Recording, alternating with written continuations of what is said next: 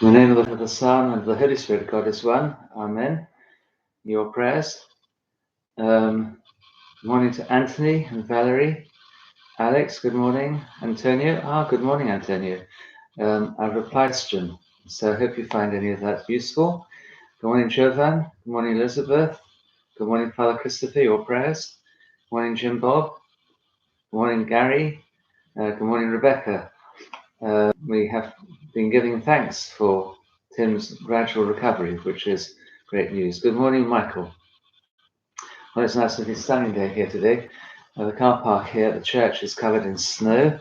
Sunday is already though, because there's a big turn in the road, a pair of feet disappearing off, so obviously somebody got dropped off since it snowed, which was about 6 o'clock in the morning, and me arriving, which was about an hour ago, I suppose, during which time I've been making more holy water and doing some memorials that for people whose anniversaries, or in one case, of somebody who died last night, a friend of mine's father. Who else? Good morning, Michael and George. Good morning, Ian. Yes, indeed. Happy St. Caedmon's Day to you as well. We have a field in the monastery named after St. Caedmon, and the hut at the top as well, which was named after him. He was St. Caedmon, in case you don't know, his poetry is the earliest English poetry to survive. Good morning, Phoebe and Vicky. Good morning, Maria. Good morning, Graham and Christine. Good evening to you, really. Good morning, Margaret and Beverly. And indeed, yes, let's all of us have a good day, all perfect, peaceful, and unashamed, like we pray for. Saint Gildas on the old calendar as well. My. Who else do we have here? Good morning, Tony. From a storm-tossed island. Oh gosh, I don't know. When's it going to be lovely and warm and just a beautiful day in Ireland? Good morning, Tatiana. Good morning, Ahmed. Everybody's prayers, please. Okay. Good morning, Father Alexander. I'm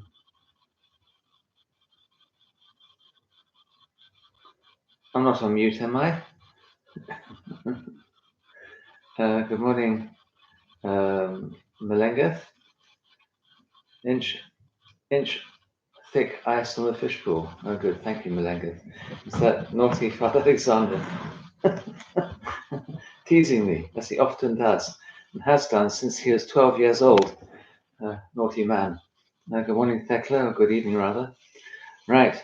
Beautiful anyway here today. So, all sorts of nice things to celebrate as well. Today, we're going to recap a little bit on what we did yesterday, and then go on from there, because today's thing doesn't make any sense unless you start from verse 25. Oh,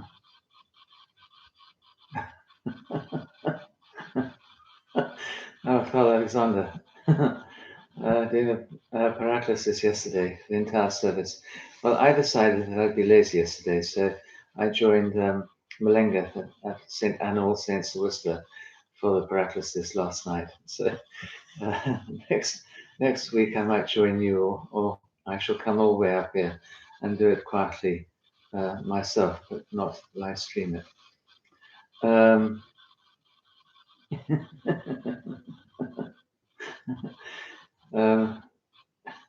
Very, very cold where Beverly is, and Margaret thinks it is a very nice service as a result, Father Alexander.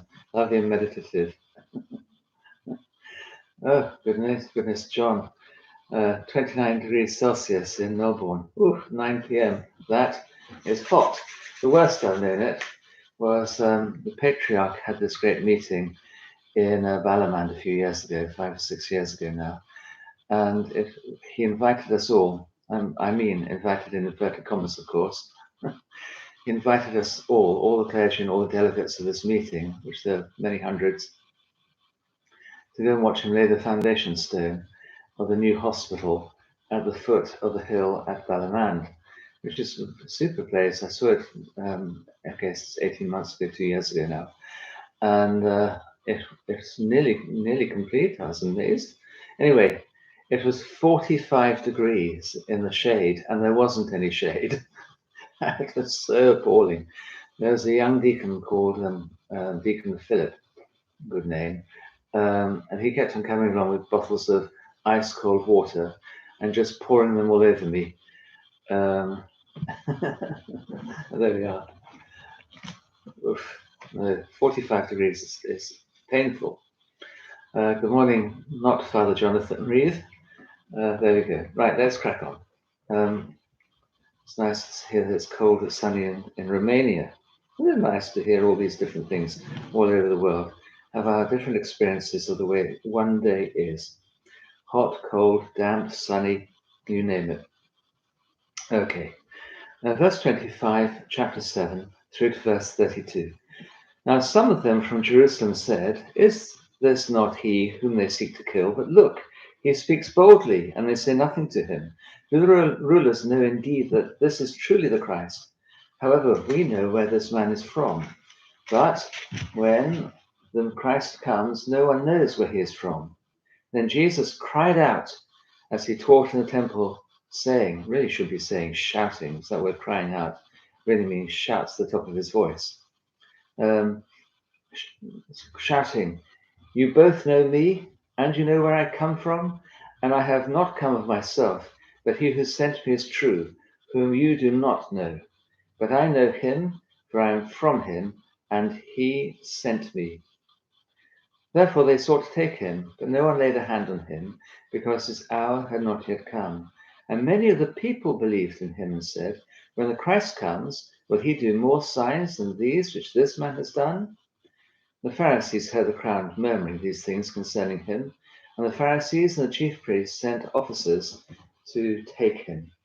Should we say arrest him? Would be a better way of putting it. Okay. So we've done quite a lot of verse 25 already. So the residents of Jerusalem, as said yesterday, they know there's something is going on. You know, they don't understand why it is that this person that the authorities want to get rid of, why they let him teach in the temple. It doesn't make any sense to them.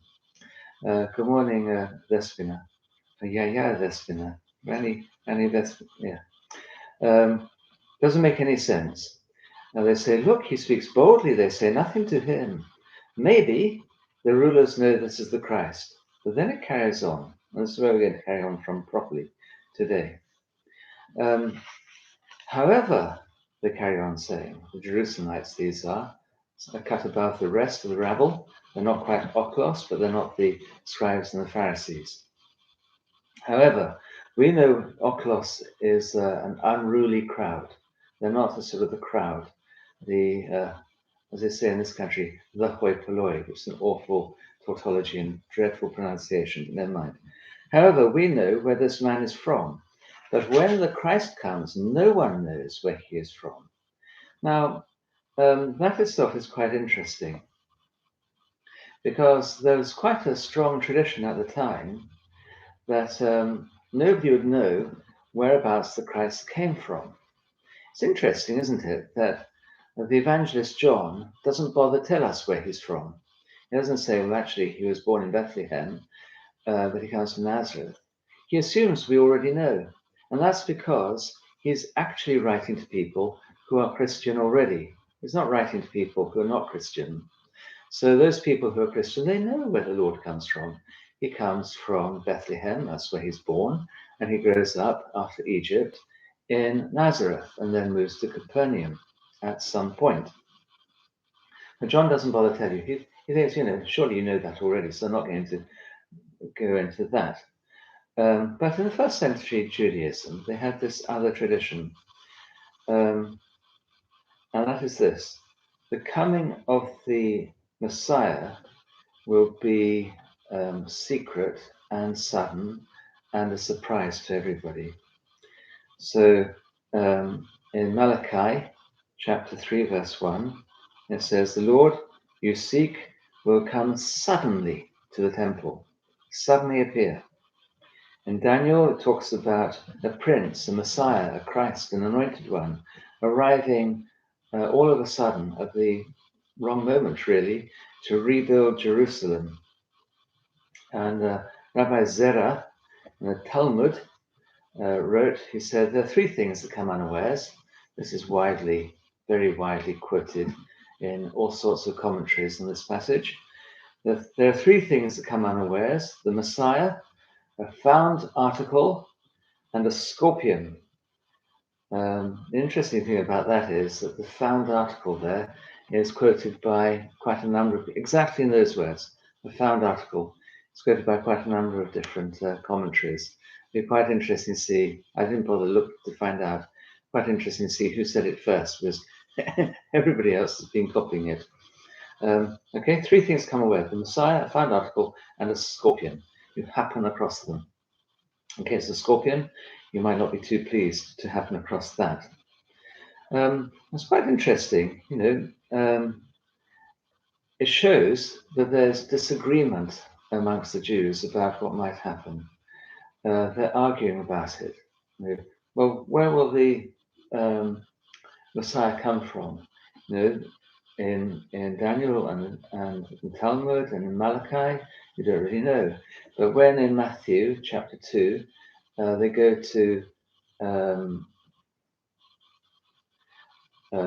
when they go to Herod to find out whereabouts the Christ is going to be born, it says in Bethlehem, in Judea.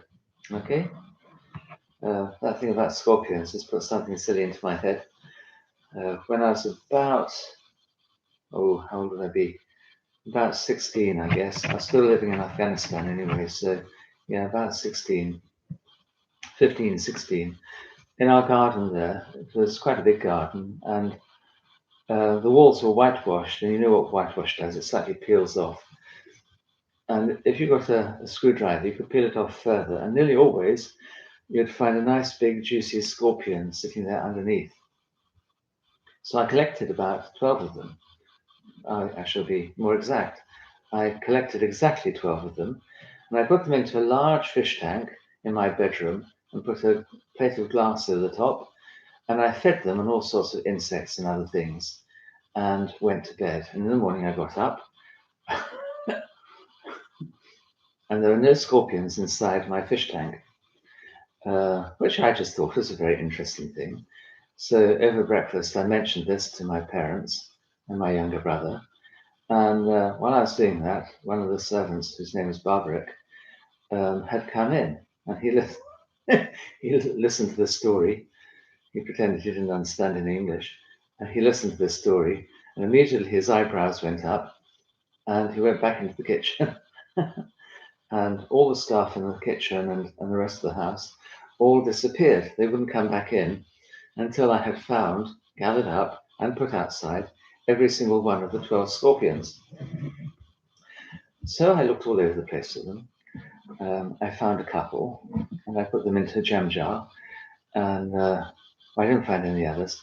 And I went out several times into the garden and put the 2 scorpions out into the garden and came back in again, and put them out in the garden a second time, and came back in again and put the 2 scorpions back into the garden the third, fourth, fifth, and sixth time, and then announced that the house is now free of scorpions, and that any more that they might find would just happen to be there anyway. The interesting thing was, we never did find any more scorpions. I have no idea how they got out either, because the glass was very tightly on top and the brick on top of that. Anyway, there we go. Father Alexander says, Father Thomas Hopko, blessed memory, believe we read John's Gospel after Pascha because it is the time when there are no catechumens. This Gospel is part of the mystery of the Church, only for the faithful. That makes a great deal of sense. Thecla sent me 8 of the 12 scorpions, so I still need to find another 2. Okay, and so yellow ones as well, and they are very poisonous. With her big pincers, their stings are actually not so poisonous. They're quite weak. Their sting is, they can't get through human skin, but they have little tiny pincers. Their skin, their sting is not very nice. Anyway, there we go. My misspent youth. Nobody knows where the Christ is coming from, and that was the problem. Verse 28, then Jesus cried out, and it says, ekresen, and it means to shout or to scream or yell. but it's not to sort of say in a loud voice. It is really, this word cried out is a good way of putting it. He wants everybody in the temple to know and hear what he's saying. Okay? Listen up, folks. You've got to listen to this. You must listen. And he's shouting it out as he's teaching in the temple. He's not proclaiming the gospel, he's teaching at this point. And he cries out saying, and what he says is quite interesting. In English, you don't really get the feel of it. The feel is entirely ironic on what he's saying there. Okay? So this is not a secret teaching, there's an urgency to it. He wants people to break through to the truth, full of irony. So he says something like, doesn't translate well into English, but it says something like, so you think you know me and where I come from, do you? Okay, not quite sure how you shout that without putting the right inflections in. You think I come from Nazareth, do you? You know nothing. He carries on. I didn't send myself. The one, that's God, who sent me is true. Alithinos is that word truth. It appears several times in John's Gospel. It appears in special cases. So we talk about the true light. We talk about the true bread. I am the true light. I am the true bread. I am the true vine yet to come. To wait until chapter 15 for that one. Means real, genuine, from above also. Okay, so here we have this idea again of anno rather than kato. Kato being from below, anno from being above. Everybody he's talking to is still thinking their mindset is definitely from below. I don't mean from hell, I mean kato, it's earthly thinking, it's not heavenly thinking. He's saying this is real, genuine. You need to understand this. Okay, the one God who sent me is true. He is not to be experienced in earthly ways. Okay, you don't know him. In fact, you can't know him. You've got no clue about what you're talking about when you talk about him. That's what he's saying. It's sort of designed to annoy people. You have no idea what you're talking about when you talk about him. But I know him. I know him. I know him well because I'm from him and he sent me. Okay? And this is why it is that it causes the Pharisees and the priests to boil over with rage in a little while. I just noticed I'm wearing this epitrachilion. I was blessing water and doing some memorials earlier on.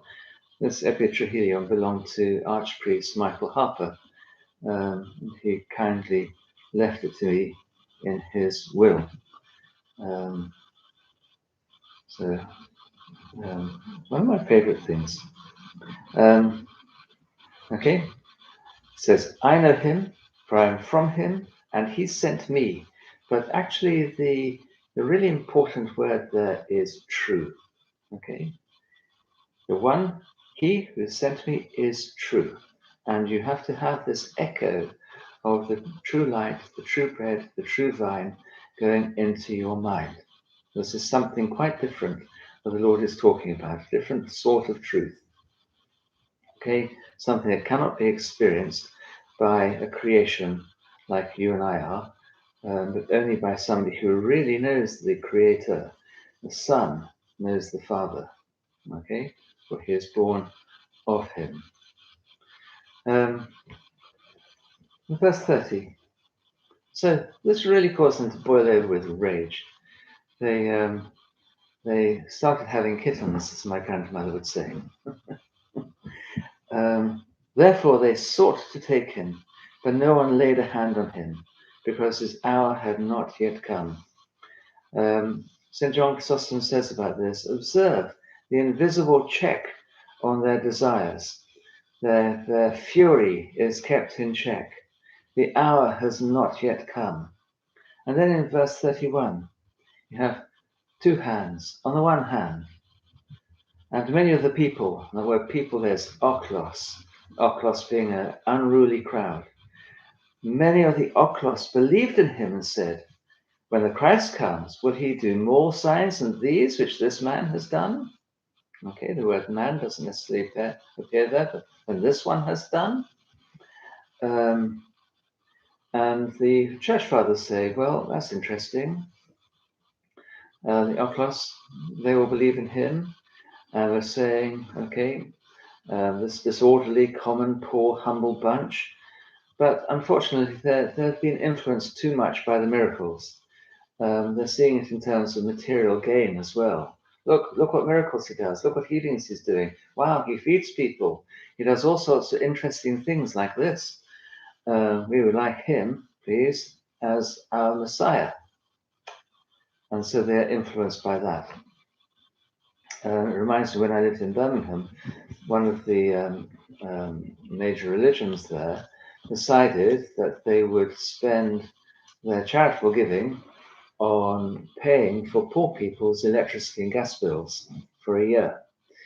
The quid pro quo, though, was the poor people had to send their boys to an evening classes every evening for the year. And then at the end of the year, they then carried on with those boys coming to the evening classes and converted them all to that particular religion. And that sort of venial way of turning towards God because you get something out of it is what the fathers are saying is happening with this Oklos. They have a sort of faith, they recognize Christ as the Messiah, but they have a wrong sort of feeling about what sort of Messiah he's going to be. They like the look of the miracles. So that's on the one hand. On the other hand, at the opposite end of the social scale, in verse 32, the social ladder, you have the educated Pharisees and the aristocratic priests, who together make up the Sanhedrin, and they listening to the murmuring Oklos, they've been gossiping amongst themselves and chatting amongst themselves. They've had enough. They are filled with anger and fury. They don't want any sort of Messiah or any sort of upset like this, for the reasons we said yesterday.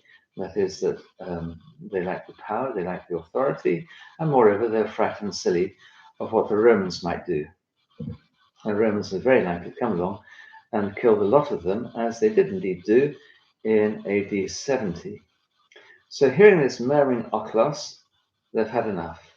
And they send the temple officers to go and arrest Jesus. It says here to lay hands on him, to take him. In Greek it says lay hands on him, but the feeling is to arrest him, take him into custody. And we'll find out what happens then tomorrow. Now, these temple officers are quite interesting. Usually, you had the priests, you had the Pharisees and co. You also had another group who worked around the temple. These are the Levites. If you look it up in the Old Testament, you'll see what job they did.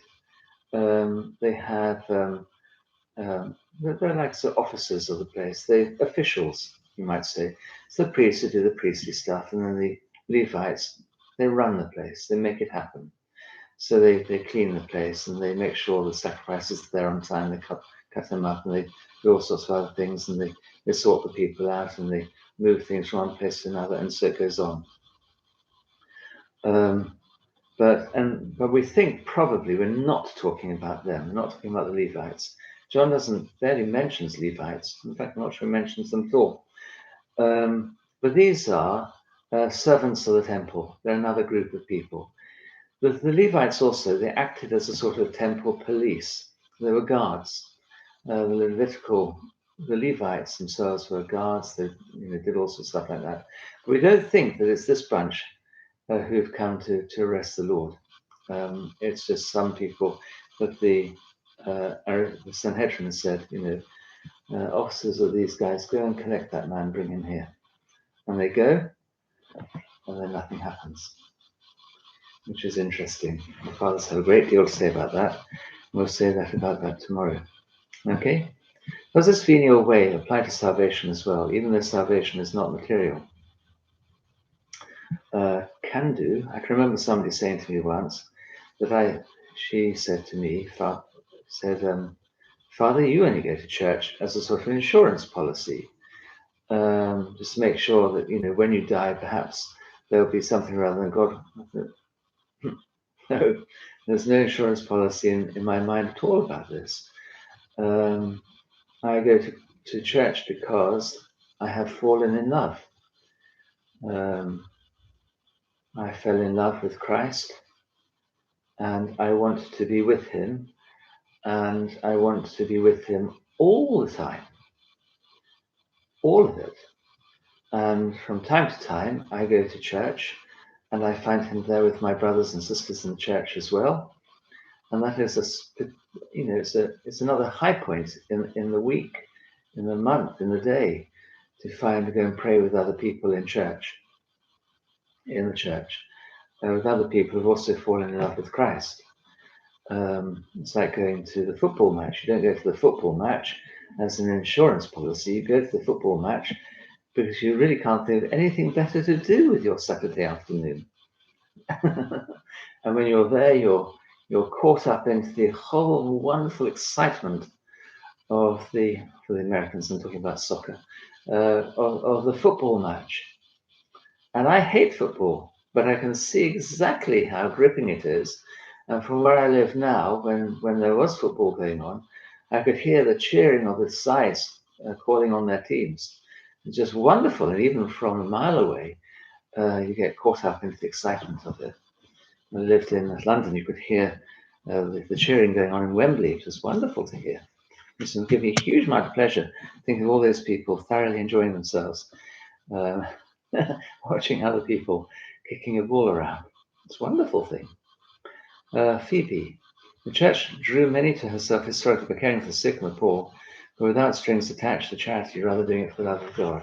Yes, it's one of the interesting things about the Antiochians probably the same with the others as well, but the Antiochians in Lebanon and Syria, that they make it absolutely clear that their charity is for everybody, whatever religion you are, whoever you are, you're equally welcome to make use of whatever handouts there are. There are no strings attached to it at all. So that when Syrians were being brought, were all over the place, they still are actually, all over the place in Lebanon, they received the same handouts, whether they're Muslims or Antiochian Orthodox, or whether Catholics or Maronite or Syriac Orthodox, Jacobite, whatever they were. Some of the others, unfortunately, did not do quite the same thing. You had to be a Muslim, or you had to be a member of one or other of the particular churches. Okay.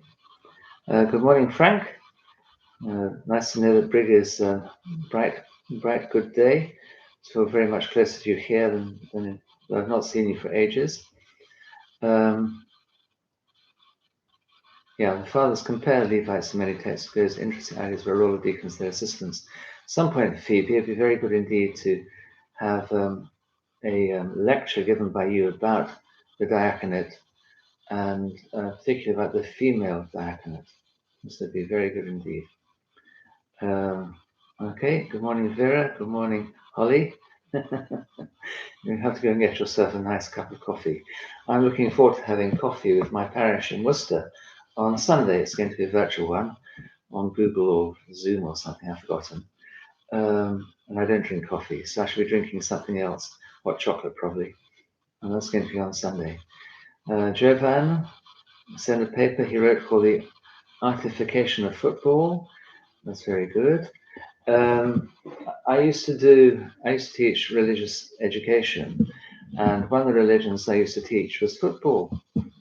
And the kids that I taught were surprised to discover they had 3 or 4 lessons on football. But football is definitely its religion. It's got all 7 of the marks of religion in it.